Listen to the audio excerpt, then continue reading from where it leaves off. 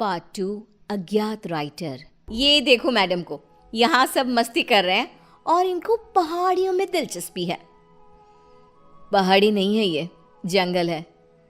अंदर क्या होगा? किसी का घर, कोई पुरानी हवेली, या और क्या हो सकता है? कहीं तू ही तो नहीं रहती ना इस जंगल में? अब इसका नाम भी बता दे। आज से इसका नाम पालन खेत, मेरा घर, आहार। कालिंदी बचपन से ही रहस्यमय शक्तियों में मानती थी। जहां उसकी उम्र के लोग मॉल घुमा करते, उसे जंगल, सन्नाटा अपनी ओर खींचता था। वो अपने सपनों को हकीकत से जोड़ने की कोशिश किया करती और अपने अनुभव को एक डायरी में लिखा करती थी, जिसके कारण उसके बेंचमेट उसका बहुत मजाक उड़ाया करते थे। फिर से कुछ लिखने बैठ गई तू? कितनी बोरिंग है रे तू। उफ। बस रुकती है और सभी नीचे उतरते हैं। वाटरफॉल के पास का नज़ारा बहुत ही खूबसूरत होता है। सब अपनी अपनी फोटोज लेने में लग जाते हैं, पर कालिंदी वाटरफॉल के नदी के बहाव को देखती रहती है। नीचे उतरना है क्या? उतर जा। सुष्मिता की बात पर कालिंदी चिढ़ जाती है और नदी के बहाव के साथ चलती हुई उसी जंगल में पहुंचती है जिसको उसने पालन खेत नाम दिया था। अंदर एक बहुत खूबसूरत सी हवेली होती है। वो अंदर क्या देखती है? एक औरत काले कपड़े में बैठी एक कुंड में आहुति दे रही है। ओम फट स्वाहा, ओम फट स्वाहा। वो औरत हवा में हाथ घुमाती है और उसके हाथ में अपने आप कुंड में डालने की आहुति आ जाती है। कालिंदी इसके पहले कि कुछ सोच पाती, उसका फोन बज जाता है। अगले दिन कॉलेज कैंटीन में जब सब लंच कर रहे होते हैं, कालिंदी गेट से अंदर आती है। यहाँ क्या कर रही है तू? अरे तेरी डायरी कहाँ गई बहन जी? आज बड़ी सोशल बन रही हो कालिंदी, क्या बात है? सुष्मिता के सभी दोस्त कालिंदी को परेशान करने लग जाते हैं। कालिंदी रोती हुई कॉलेज के टेरेस पर जाती है।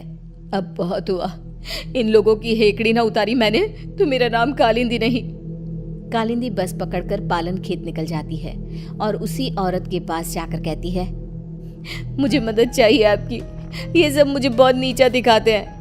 अब तो यहाँ से या मैं मर कर जाऊंगी या बदला लेकर। वो जो कहते हैं उन्हें कहने दो। सामने देखो तुम्हारी डायरी और पेन। कल तुम इन्हें यहीं भूल गई थी ना?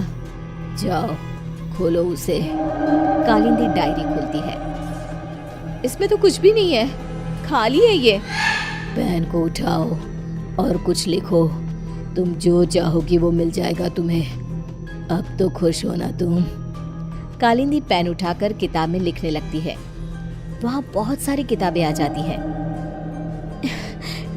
ये तो सच में जादू हो गया। तुम्हारा मन बहुत अच्छा है बेटी, जाओ अब खुश रहो। कालिंदी वापस कॉलेज जाती है और अपनी ही धुन में मगन हो जाती है। उसकी खुशी बाकी लोगों से बर्दाश्त नहीं होती और उसके पीजी के कमरे के बाहर सभी ताका झाके करने लग जाते हैं। अब क्या मांगू? चांद, छोटा सा चांद हाथ में कैसा लगता होगा ना? ये क्या बकवास कर रही है?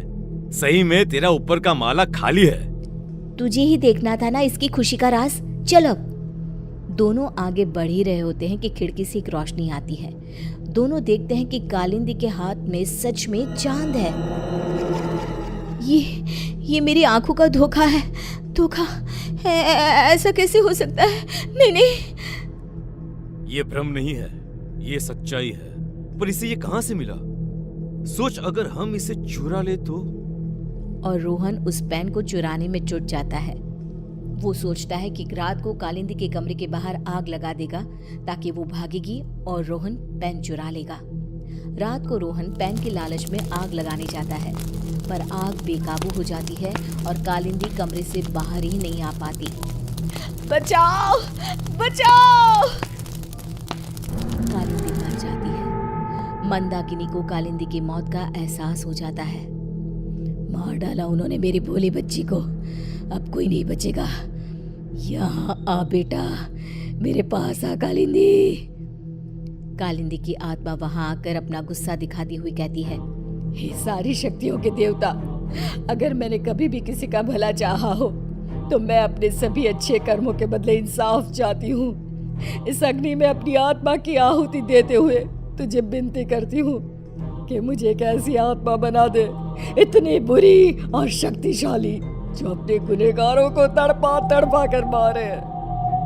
ये कहकर कालिंदी की आत्मा आग में समा जाती है और आग से निकलकर कालिंदी के गुस्से से पैदा हुई आत्मा उसके पैन में समा जाती है और फिर शुरू होता है मौत का खेल। सुष्मिता अपने कमरे में सो रही होती है। रात को उसका फोन बजता है। It's me, Rohan. दूसरे नंबर से कॉल करना पड़ा। तुम कॉलेज के पीछे वाली पहाड़ी पर आओ, मुझे तुम्हें कुछ बताना है। इसके पहले कि सुष्मिता कुछ बोल पाती, फोन कट हो जाता है। सुष्मिता नाइट ड्रेस में ही भागते हुए कॉलेज के पीछे की पहाड़ी पर जाती है।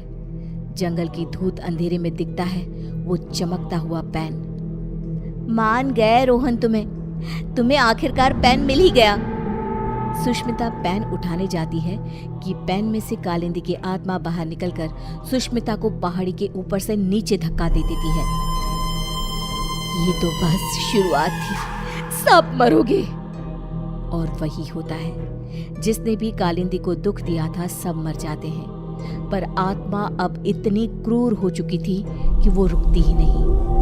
अब पेन और ज्यादा खून की प्यासी हो गई थी। एक दिन 16 साल का एक लड़का करण नदी के किनारे बैठा हुआ होता है। एक चमकती हुई पेन उसका ध्यान अपनी ओर खींचती है।